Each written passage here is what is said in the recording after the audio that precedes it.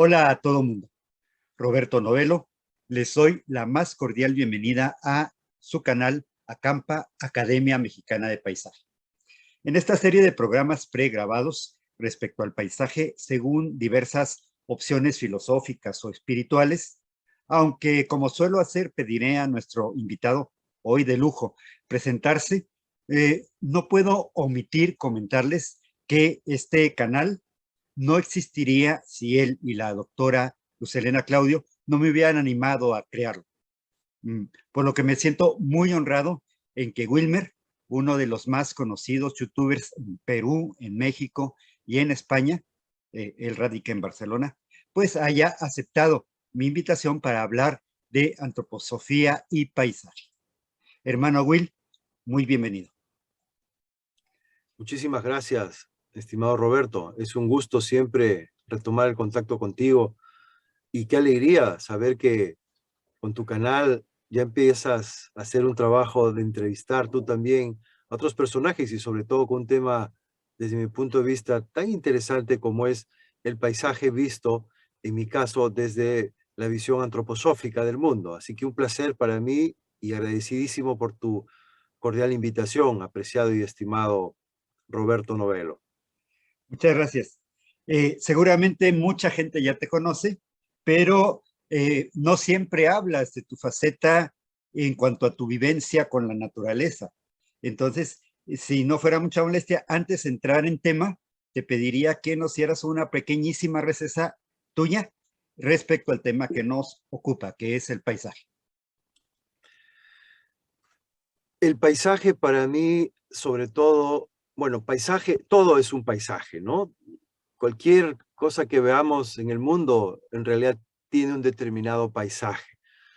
Cuando nos referimos más propiamente a la naturaleza, al paisaje de la naturaleza, del bosque o de un campo, porque una ciudad también tiene un paisaje determinado, pero en este caso, em, hablando del paisaje natural, todavía no tocado por el hombre, o si se quiere, de alguna manera cuidado, protegido en el caso de los agricultores, que son los que están más en contacto directo con el paisaje de la naturaleza.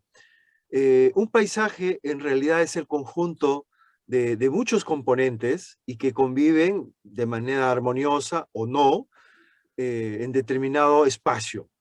Estamos hablando de un espacio, lugar y tiempo, en este caso físico-material, es decir, aquí en la Tierra donde actualmente vivimos. Sin embargo, existen también paisajes espirituales, existen otros mundos donde, al igual que aquí, en este mundo físico-material, también hay paisajes. Yo, desde luego, aún no he podido contemplar directamente esos otros paisajes de naturaleza espiritual. Sin embargo, en nosotros mismos, en nuestro propio interior, todo lo que es nuestros recuerdos, nuestras vivencias, nuestras experiencias, podemos decir, si me lo permites, un juego literario, un parangón, ¿no? También hay en nuestro interior paisajes, ¿no? Que son mundos en realidad. Desde la antroposofía, lo que ella nos puede aportar como una ciencia, más no una creencia, porque aquí me gustaría mucho puntualizar algo. Cuando desde las diferentes religiones se trata un tema, debemos decir que son y caen dentro del campo de la creencia. Es decir, yo estudio o practico una determinada religión y como religión no tiene que para mí cumplir unos requisitos de ciencia. Me basta con que me llene mi espíritu, mi alma, y yo creo lo que determinada religión me muestra o me presenta. Realmente en ese campo no hace falta que nos recurramos a la ciencia o a temas científicos. En el caso de la antroposofía estamos hablando de una ciencia que el mundo actual y los científicos actuales todavía no la reconozcan como ciencia. Ese es otro tema que fruto puede ser de otro programa. Desde esa perspectiva, por lo tanto, sería injusto catalogar o incluir a la antroposofía en este tema que estás tratando tú de las otras formas de vivir o de comprender la naturaleza espiritual, como es el caso de las religiones. Eso vaya de entrada para que nuestros amigos que vayan a ver las siguientes series de programas tuyos, no se puede comparar porque no es una religión la antroposofía. Que algunas personas seguidoras de la antroposofía puedan crear una religión basada en la antroposofía, ese es otro tema completamente distinto, y no dudo que existan personas que lo hagan o que ya lo hayan hecho. Yo lo desconozco, pero en la libertad del ser humano, pues cualquier persona puede. En Perú, solo como un inciso, hay más de 800 iglesias y prácticamente cualquiera puede crear una iglesia o una religión del tema que quiera. En Italia hay la iglesia de Maradona, o sea, vayamos con cuidado con esto porque no sería justo catalogar a la ciencia de la antroposofía como una religión. Gracias por permitirme esta breve introducción para aclarar este punto. Por lo tanto, Excelente. desde la visión científica, que es la antroposofía entendida como una ampliación que nos ofrece justamente esta nueva ciencia, lo que significa unas nuevas herramientas de conocimiento, como es transformar nuestro propio proceso del pensamiento en una nueva herramienta a disposición de esta nueva ciencia. Desde esa perspectiva, entonces, la visión o lo que nos representa o lo que comprendemos por paisaje se amplía muchísimo. Vamos, diría yo que hasta el infinito. En mi caso, que soy un novato, un aprendiz de antroposofía, para mí el paisaje siempre ha representado, desde que empecé a estudiar esta nueva ciencia de la antroposofía, empezó a representar un universo increíble de posibilidades, de fuente de conocimiento y también de sanación. Yo cuando me siento enfermo, me siento mal o me siento haber cometido errores yo mismo, porque la vida, en mi caso, tengo que hablar por mí y me imagino la de todos los seres humanos, es un constante caerte y levantarte, ¿no? Siempre tú creías emprender algo de una manera, resulta que no salió así o tú te equivocaste o en algún momento eh, yo mismo actué de manera equivocada o errada. En fin, en ese proceso de aprendizaje que es la vida para todos nosotros, siempre yo, de manera natural, siento el deseo de ir a encontrarme con el paisaje, con la naturaleza. Y dentro de ese paisaje, esa naturaleza, cuando uno empieza a observarla, a contemplarla con unos ojos diferentes al de la vida diaria, eh, debo reconocer que hay algunos momentos en los que el propio comprender de mi vida se empieza a ampliar y se profundiza, ¿no? Lógicamente, cada uno tendrá una forma distinta de ver el paisaje y de contemplarlo, no solo por las ideas religiosas que tenga, sino también por su propia sensibilidad. Y la sensibilidad que tiene que ver mucho con el temperamento, no es la misma en las personas, ¿no? Entre un católico y otro católico no será la misma comprensión de un paisaje referente a si eres científico o si no lo eres, sino también a tu sensibilidad artística. Steiner decía que el puente entre la naturaleza y lo espiritual, o mejor dicho, también entre la ciencia, porque a la naturaleza nos podemos acercar desde la ciencia, y de hecho nos acercamos todos los días, ustedes lo hacen los científicos, desde vuestras propias especialidades científicas, pero también nos podemos acercar al mundo espiritual desde la ciencia. En este caso, todavía la única ciencia moderna, digamos, que puede tener acceso al mundo espiritual es la antroposofía. De momento, esperemos que en el futuro las otras ciencias, ayudadas por la antroposofía, también puedan acercarse a esa vertiente espiritual del mundo y de la naturaleza y del ser humano. Yo creo que el paisaje se ha degradado tanto o no es comprendido porque el ser humano en la actualidad solamente ve al paisaje o lo que hay en él como una fuente de explotación o como una fuente de saqueo de riqueza, ¿no? Yo creo que debemos empezar a mirar el paisaje desde una perspectiva más holística, más integral y algo muy importante, como algo vivo.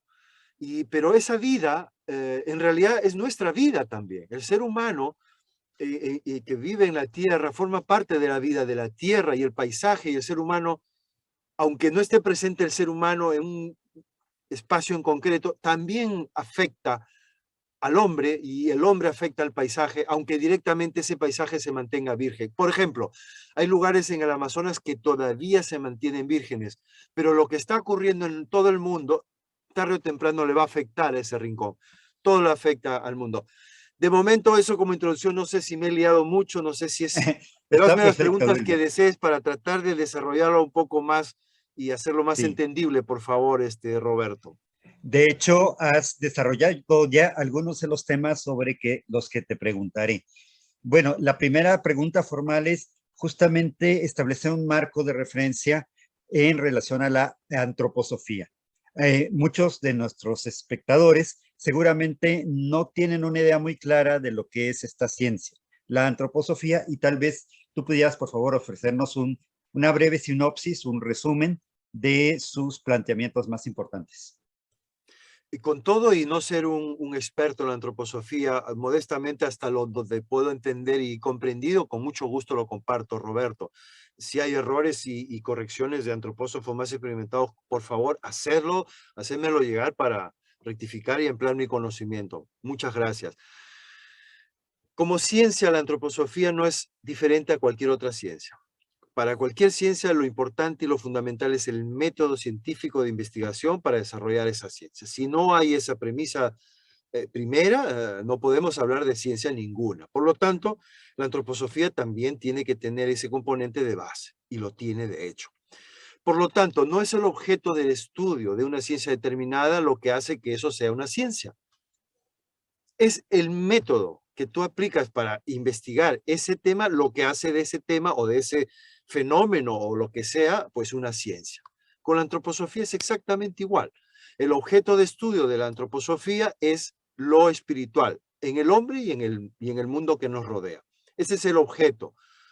Y el método científicamente desarrollado, que se conoce como antroposofía, es exactamente igual al método científico. Es decir, si un antropósofo, un investigador que desarrolla la ciencia antroposófica en Australia referente a un objeto o de frente a un fenómeno determinado lo realiza rigurosamente, otro antropósofo en la China o en Alemania que sigue el método, pues tendrá que llegar a los mismos resultados, si no, no sería una ciencia.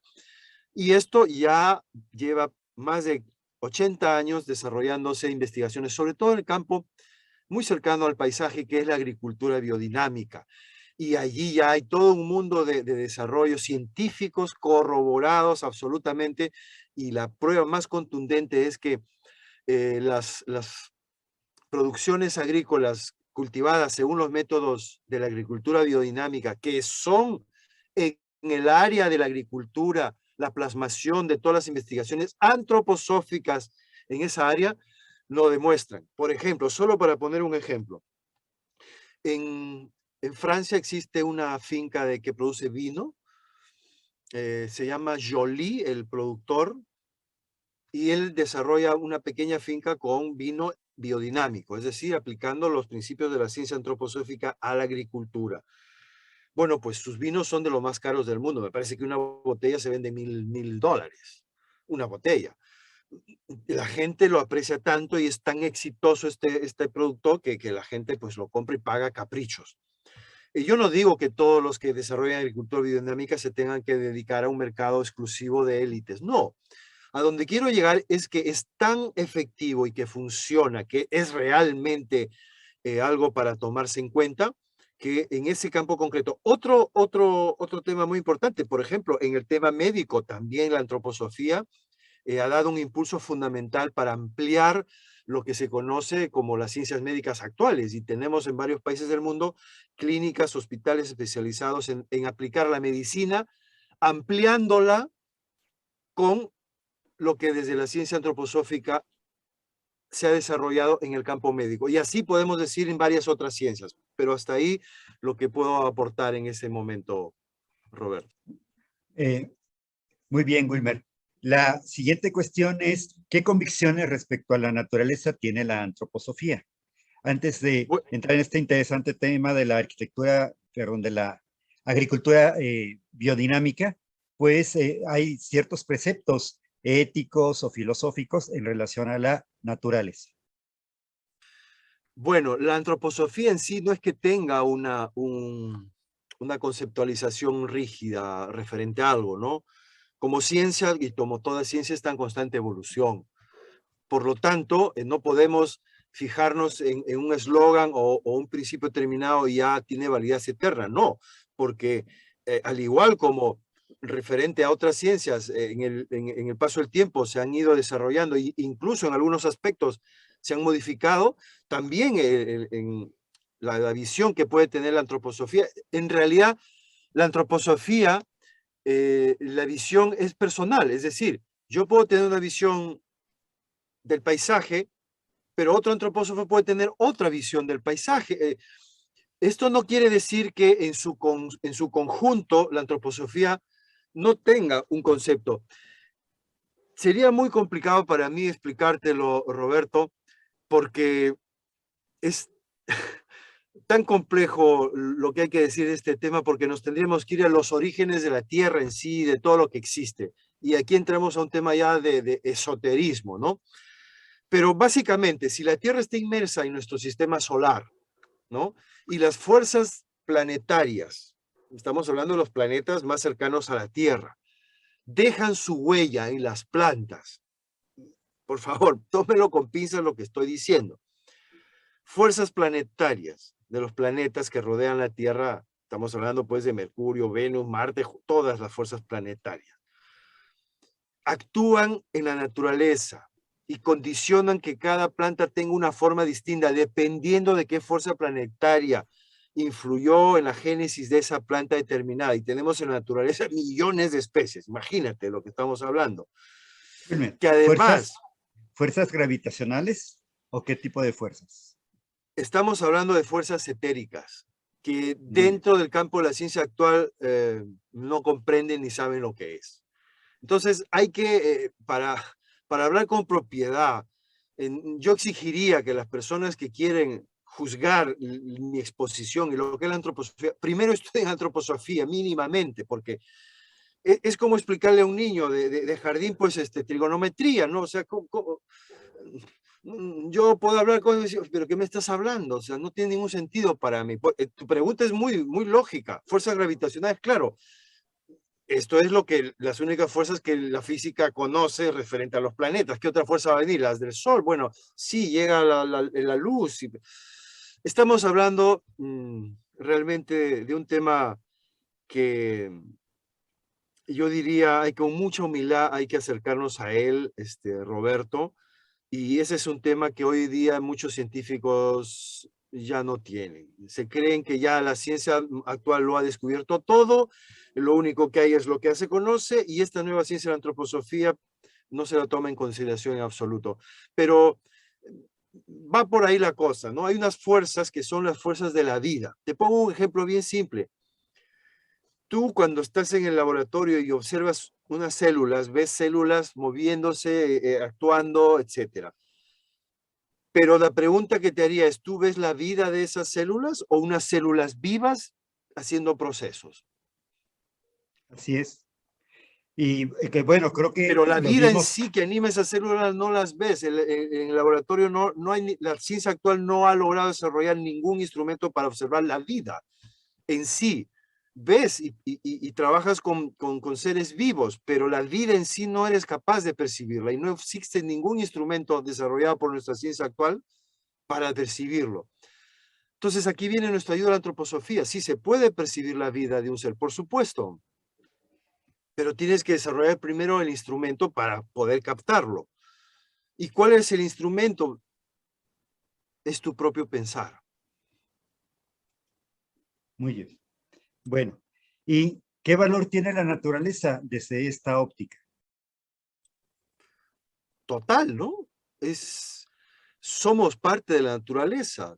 Si la naturaleza no la vemos como el elemento fundamental para que el hombre desarrolle su vida y su proceso evolutivo para la cual ha encarnado en la Tierra, pues ocurre lo que está ocurriendo, ¿no? Que solamente por el amor al dinero y el poder destruimos la naturaleza y el paisaje y no nos importa porque pensamos que no tiene nada que ver con nosotros ni con nuestro propio proceso evolutivo. En esta encarnación haremos nuestra vida y desarrollaremos nuestro desarrollo interior hasta el punto que sea posible a cada uno. Pero ahí no acaba la vida. En la próxima existencia, en la próxima encarnación, tendrás que seguir el proceso. Pero si en las próximas generaciones hemos destruido la naturaleza y la vida en la Tierra no es posible, nos habremos negado a nosotros mismos la posibilidad de seguir evolucionando, porque ya no podremos volver a encarnar en la Tierra, porque ya en la Tierra no se podrá vivir.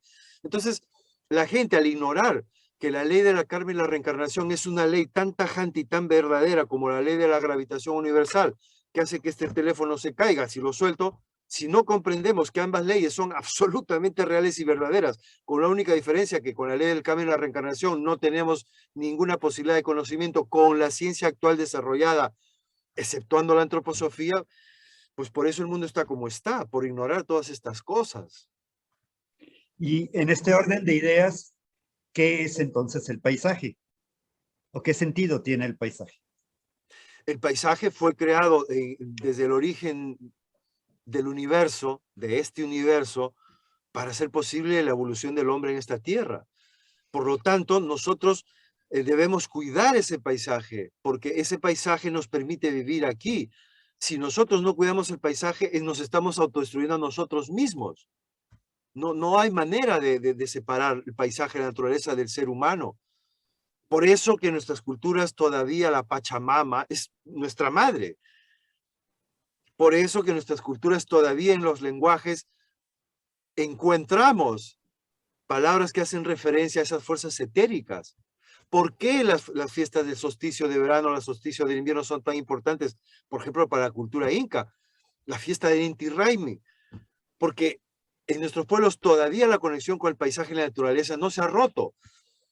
En cambio, la cultura occidental hace muchísimo que ya disoció el paisaje, la naturaleza, y el hombre está por un lado y el paisaje por otro. Por eso que se hacen esas aberraciones de todas estas multinacionales, crímenes contra el paisaje y la naturaleza, porque ya no hay en su interior esa conexión interna. Y justamente la antroposofía es una de las herramientas y de las ciencias más importantes que tenemos para volver a retomar el conocimiento que nos permita acercarnos al paisaje y a la naturaleza de una manera respetuosa, de una manera hasta amorosa, diría yo, que es la única forma, a mi juicio, digna, honorable, justa y realmente inteligente, que es como debemos relacionarnos con la naturaleza, Roberto.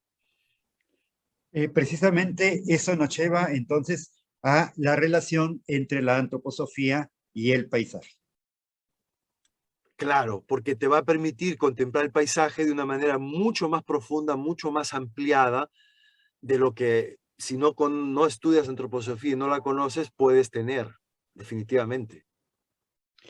Me parece que aquí podemos retomar lo que tú decías de la aplicación de estas ideas a un modo productivo sustentable y, y saludable.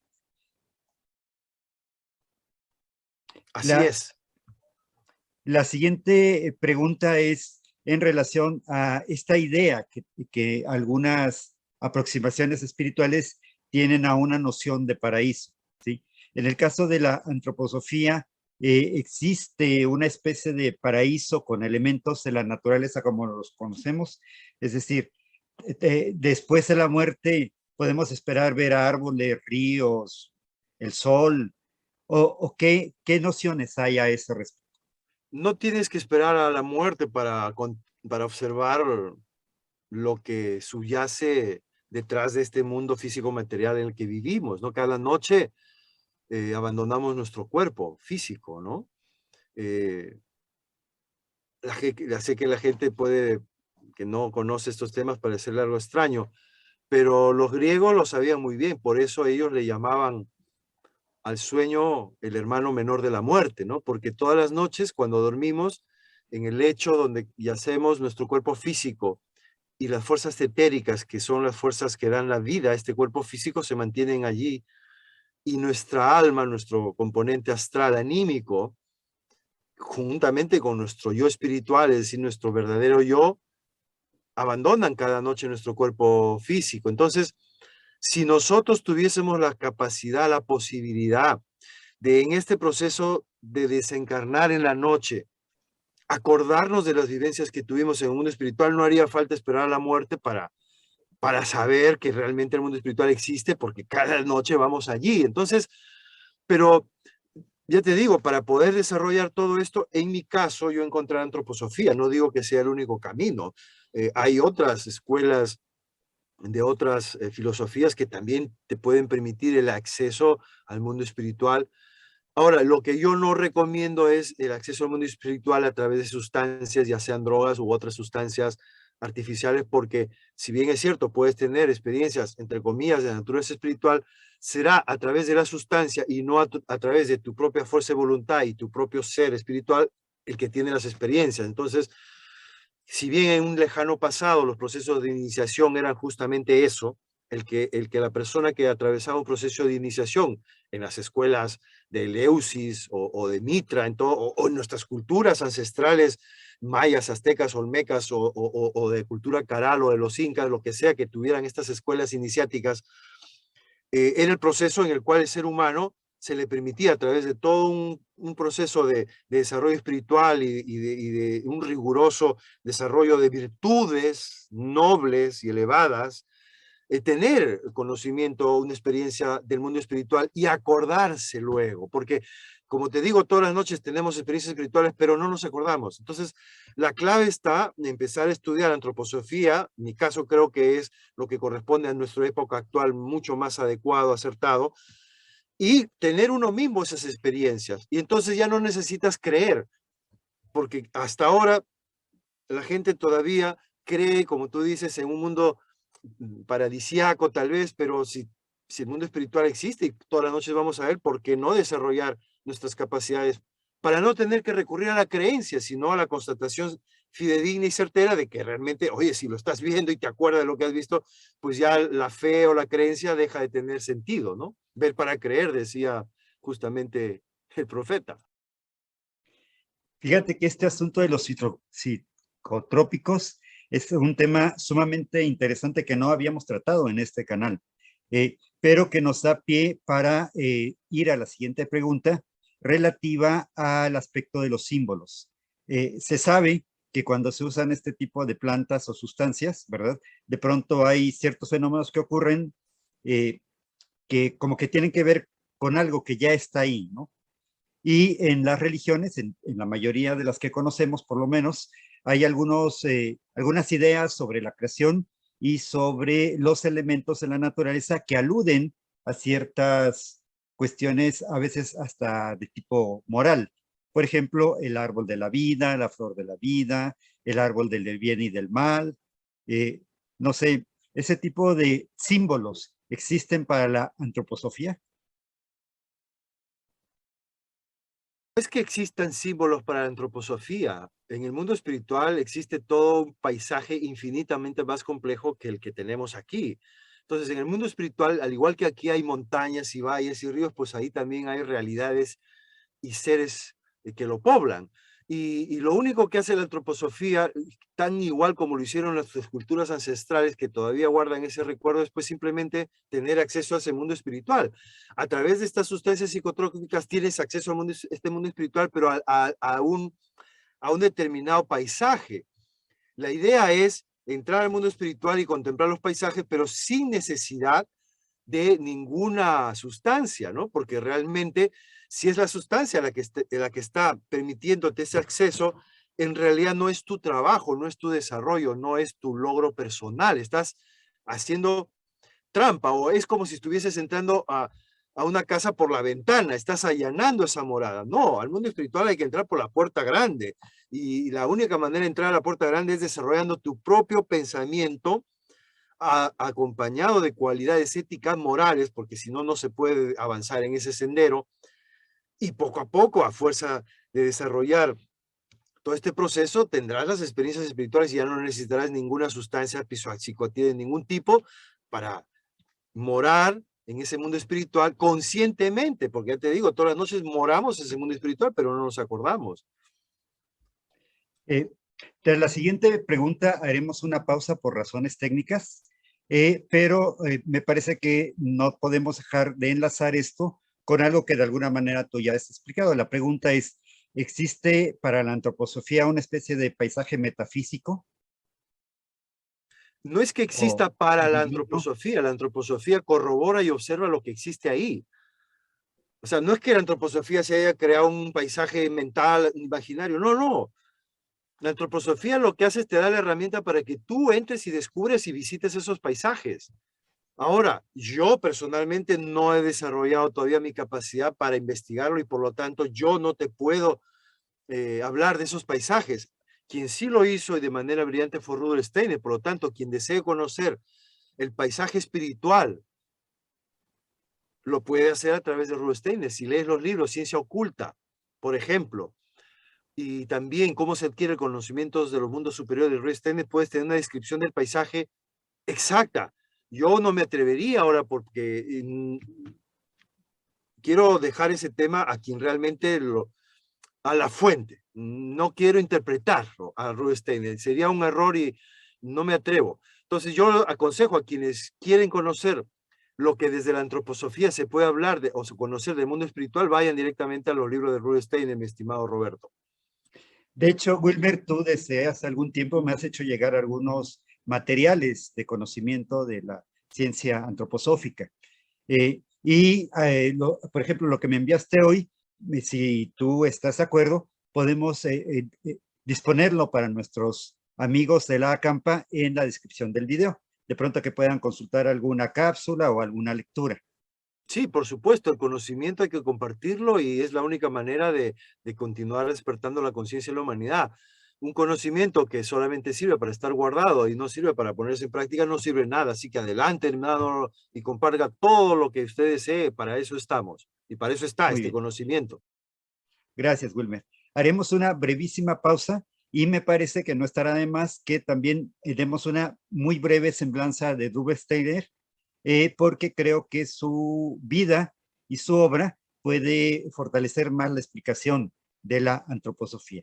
Entonces, volvemos en menos de un minuto.